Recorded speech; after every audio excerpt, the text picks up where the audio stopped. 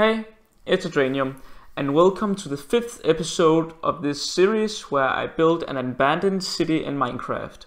In this video I'm starting off by making some fields outside of the city. At first I built everything by hand. I placed all the soil and then all the seeds on top. I had the random tick speed at 0 so the farmland wouldn't turn into dirt.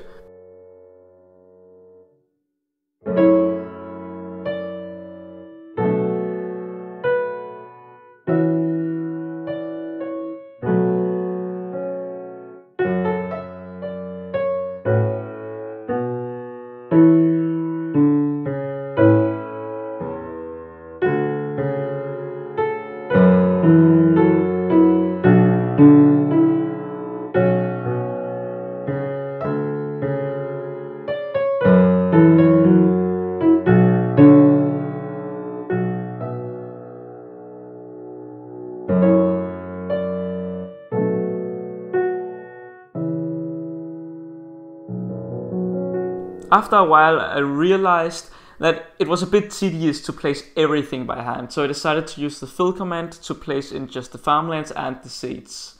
I think my decision here was acceptable, otherwise I'm only placing everything block by block in my city, but over such a large area it was really helpful just to use the fill command.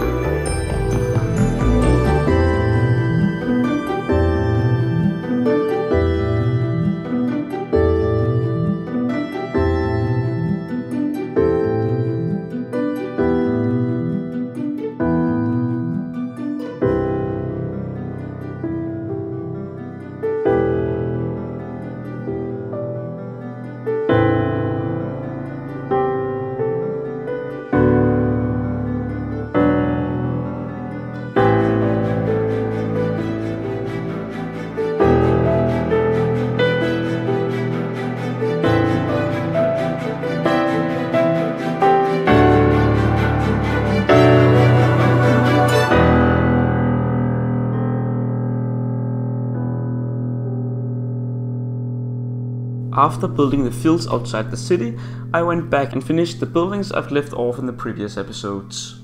Sometimes I will jump from project to project inside of my city just to get some variation of what I'm building, as it can get a bit boring just to work on the same projects over and over again. So sometimes I'm jumping around to different projects. If you're burnt out in your own Minecraft world, I will recommend doing this. Just if you're tired of a project, just move on to a new one and you can always go back to it later.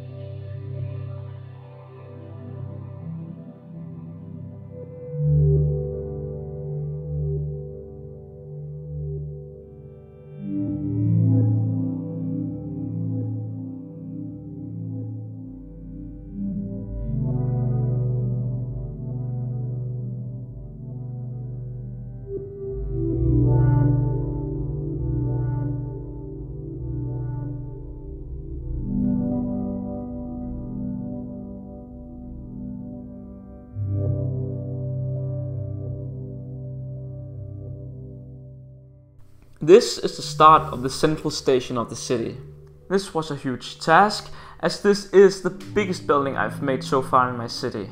Right now it's just floating in mid-air, connecting to the other train tracks I've built in previous episodes. But of course it will be connected to the ground eventually. Overall in the city I'm also going to make more elevation changes to make the city more dynamic.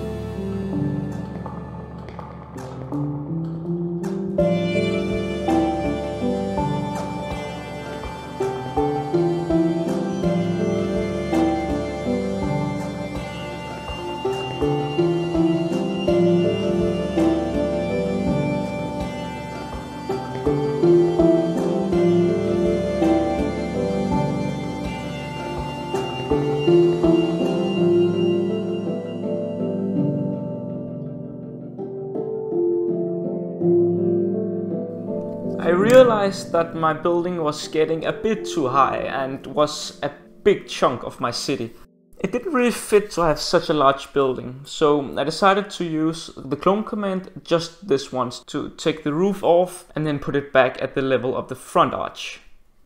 A station with no elevation change in the roof just looks so much better, so I decided that it was worth it just to use the clone command just this once. My thought process behind using the clone command is only to make the very tedious jobs much easier, but I will still be doing floor patterns all by hand. So far I've actually only used the clone command 2 times, on this train station and then on another building just to raise it by 1 or 2 blocks.